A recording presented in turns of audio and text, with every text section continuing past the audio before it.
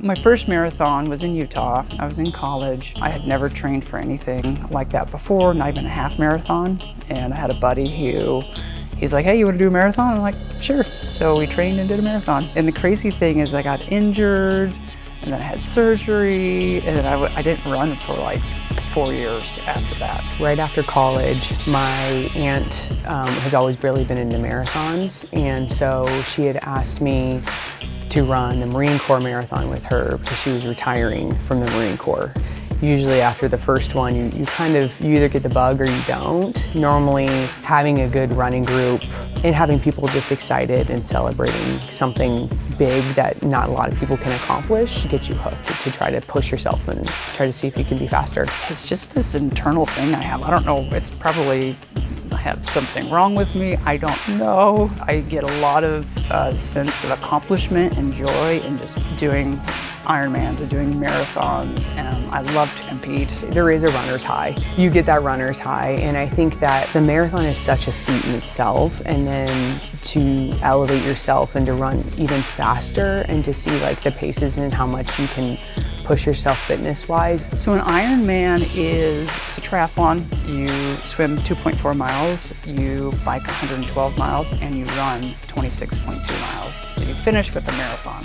So a week before Christmas 2020, I was training for, I think it was the Texas Ironman. I was in an accident. I broke my neck, C1, and my back, T3 through T6. Didn't die, I'm here, didn't die, but was banged up pretty good. Was in a brace neck thing for about 3 months, but I still had that Ironman to do. So thankfully they let me defer it to another one, so I picked Ironman Indiana in October.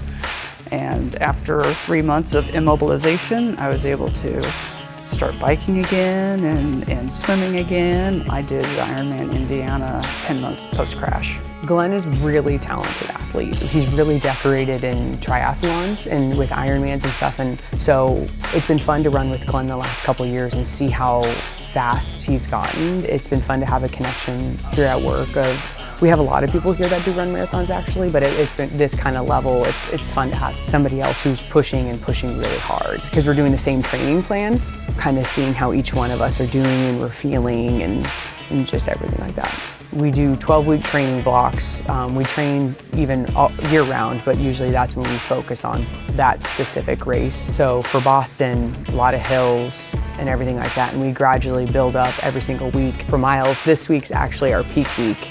So we'll be running 66 miles this week, and we're going the treadmill. A lot of time we have a gym here, which is really great because I do a lot of miles at lunch. Morning and lunchtime is usually when I'm training, and then when I go home, it's dedicated towards family and the kids. We all are pushing for very aggressive goals. I would like to get sub 3 hours. We're training for that. I haven't been able to break it. I did a 3:08 at Phoenix Mesa. My goal for Boston is to do under 3 hours. I qualified at 2 hours and 53 minutes. It'd be great if I beat that time because that's a PR. The first time I ran a marathon 20-something years ago, I got a 3 hours and 20 minutes. And so my fastest marathon was last year, and it's 45, right? So you're never too old to get faster.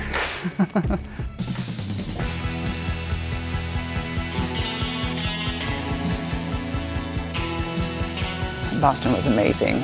The weather was perfect. The crowd was amazing. My body didn't break down.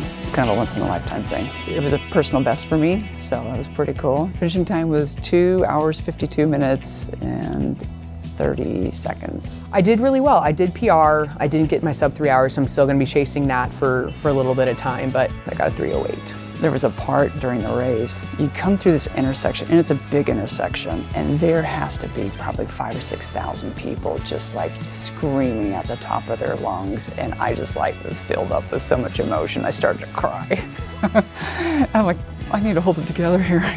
Still got 6 miles to go.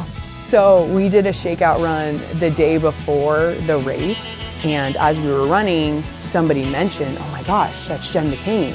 And so Glenn took off as fast as he could, got in front of Jess, and she is one of the top 10 female runners in the US. Got in front of her and took a selfie with her. Jess the next day ends up winning top American female And so we all thought that was just like the best thing in the world, that Glen, it was ended up going up and that we got to see her, and it's just like a massive celebrity sighting for us. It was the 130th Boston, so it's been going on for a long time. Every year they keep increasing the difficulty to get in. Shoe technology keeps getting better, nutrition keeps getting better, athletes can keep getting faster, and so they have to keep raising the bar. The unicorn is the marathon symbol. The unicorn in the running community is known to be something to constantly to be chasing and to kind of never be caught. So Boston is known for being magical. I'll still keep chasing to go do all the now 7 majors of the world. So I've done 3 stateside ones. So I'll be chasing Berlin, London, Tokyo, and Sydney. So I'll be doing that. I'll spread it out just because it's a little bit tougher than to go to the States. And so I'll be chasing that probably over the next couple of years.